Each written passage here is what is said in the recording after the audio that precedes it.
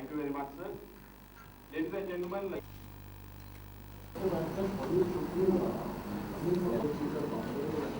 into this clearly rejected you.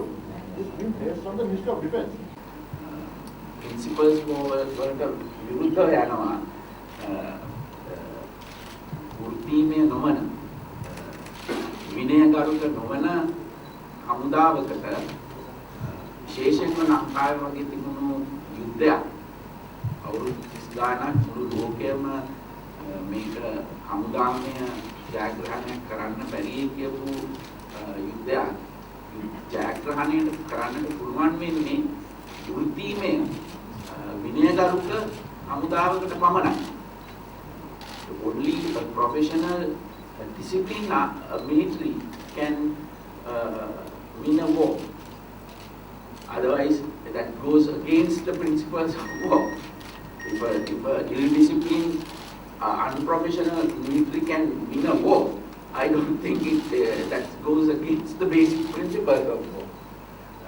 So we proved that we won this war. We won this. We defeated a terrorist organization which even the international military experts were thinking was invincible.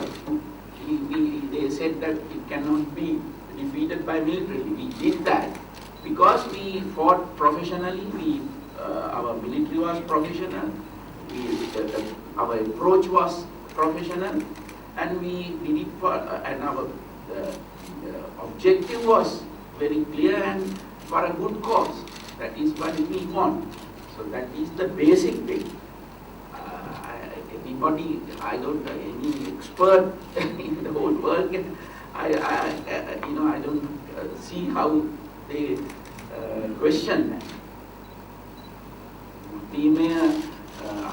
විදියකට නැතුව යුද්ධයක් දිනන්නේ කොහොමද කියලා මට නම් හිතන්න ක්‍රමයක් නැහැ. මේ හමුදාවේ මොනවා හෝ උදා වැරදි තිබුණා නම් ඒවට මම හිතන්නේ හැම හමුදාවකම අපේ හමුදාවේ හැම අංශයකම අපි හැම විටම හමුදාව තුල විනය ක්‍රියාමාර්ගයක් අරගෙන තිබෙනවා. ඒ අනුව තමයි අපි හමුදාවක් තුළ විනයක් පාලනය කරන්නේ. එහෙම විනයක් තිබුණ නිසා තමයි අපිට අද මේ හොඳ හමුදාවක් හදාගන්න පුළුවන්. I don't know whether what they want to discuss. What would you want to discuss?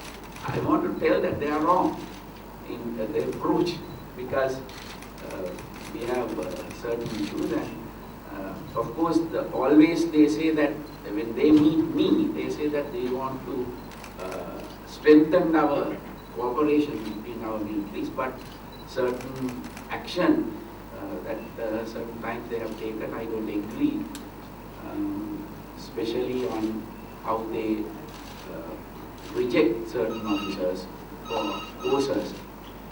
Now recently we had the case of rejecting one nominee of the commander.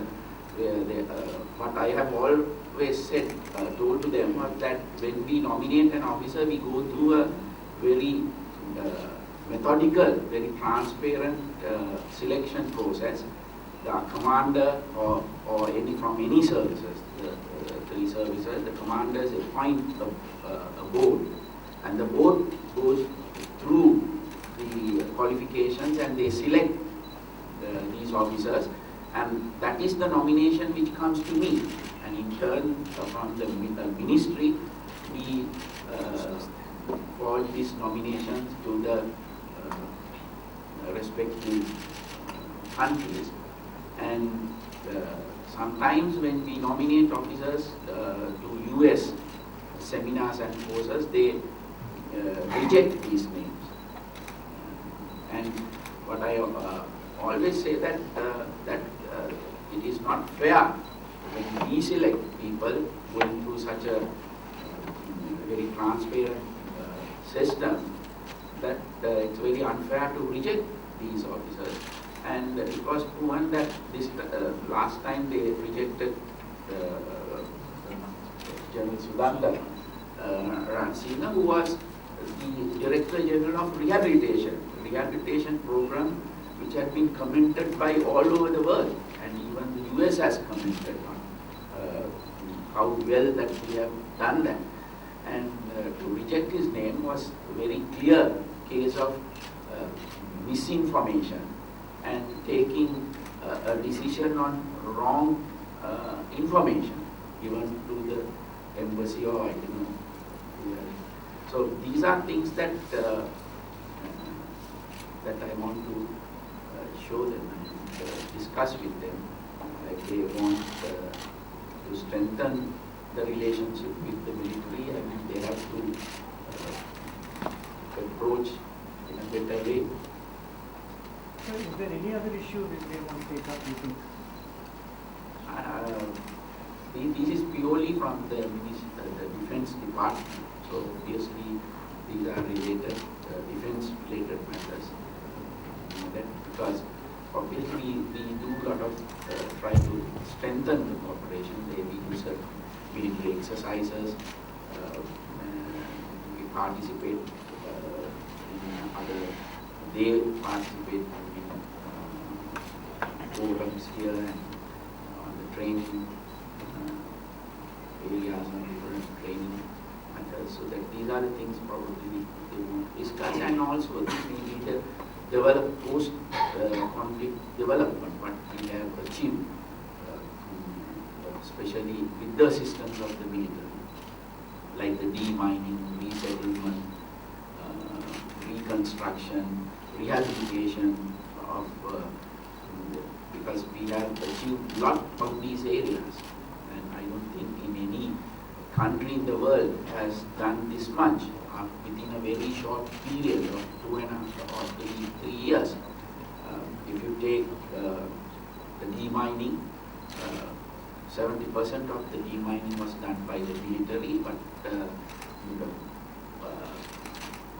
most of the areas, essential areas, we have completed demining, and we have completed 100% completed the resettlement. Even a lot of people speculated that we will not settle the people in the areas where the final battle took place. They said there are mass graves so that we will not settle, but we proved that, and we settled people in those areas as well, and they didn't find any mass graves in these areas.